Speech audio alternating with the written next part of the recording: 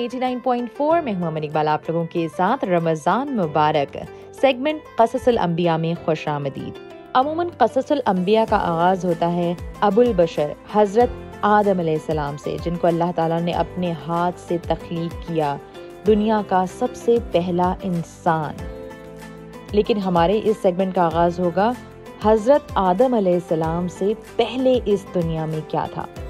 हज़रत आदम अलैहिस्सलाम अशरफुल मखलूक में सबसे पहले इंसान हैं, लेकिन अशरफुल मखलूक से पहले भी अल्लाह ताला ने बहुत सी मखलूक़ात बनाई, जैसे कि जिन्नात इंसानों से पहले तख्लीक किए गए और इंसान मिट्टी से पैदा किया गया और जिन्नात आग से पैदा किए गए।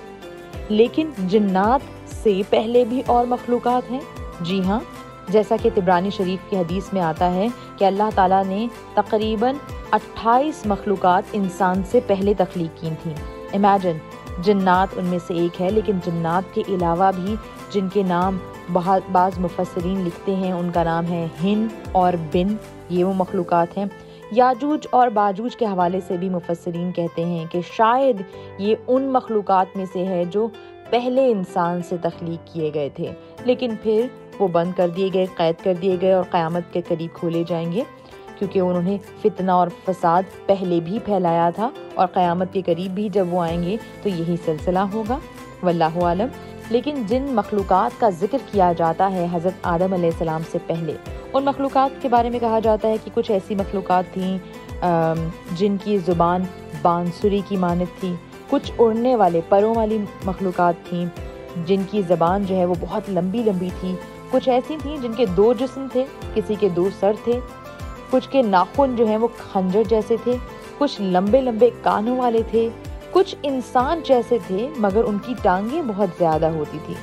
अगर आप हिस्ट्री को पढ़ने में इंटरेस्ट रखते हैं तो आपने देखा होगा आज भी बहुत सी चीज़ें जैसे मिस्र से मिली या कुछ और इलाका जात से मिलती हैं, उनके ऊपर ऐसी तस्वीरें बनी होती हैं।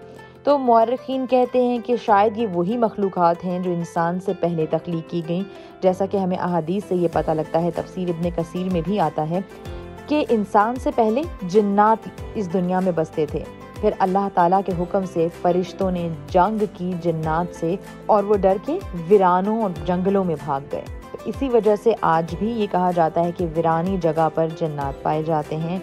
जिन्नात डेफिनेटली एग्जिस्ट करते हैं, लेकिन इंटरेस्टिंगली जिन्नात के अलावा भी बहुत सारी क्रिएचर्स अल्लाह ताला ने मखलूक की, जैसा कि आज भी अगर आप समंदर की तहों में जाएं, आज की साइंस भी सिर्फ 2 से 3% समंदर की तहों की मखलूक को जान पाई है, और पता नहीं कितनी मखलूक़ात हैं।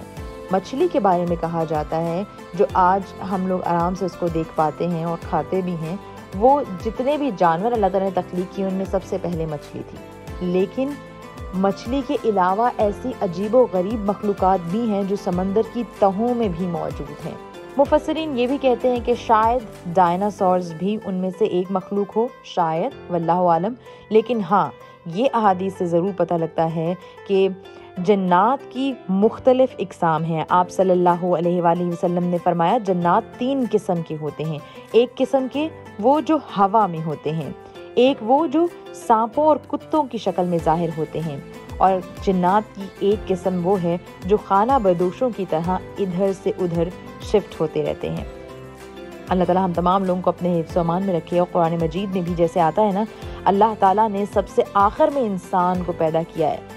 सूरह 3 में आयत नंबर 4 में आता है, हमने इंसान को सबसे अच्छी सूरत में पैदा किया। तो अल्लाह ताला ने अशरफुल मखलूक को इन तमाम मखलूक़ात के बाद बनाया और सबसे आला मकाम अता किया। अल्लाह ताला हम तमाम लोगों को तौफीक दे कि हम अमल से भी आला हो सकें। आमीन सुम्मा आमीन। मैं हूँ अमन इकबाल, मेरी आप लोगों से मुलाकात होगी इंशाअल्लाह कल के दिन प्रोग्राम रौनक रमज़ान में ठीक 7:30 बजे। ढेर सारी दुआएं तमाम सुनने वालों के लिए। जहाँ रहें खुश रहें और रमज़ान की बरकतें और रहमतें समेटें। आमीन सुम्मा आमीन। मुलाकात होगी अल्लाह निगहबान।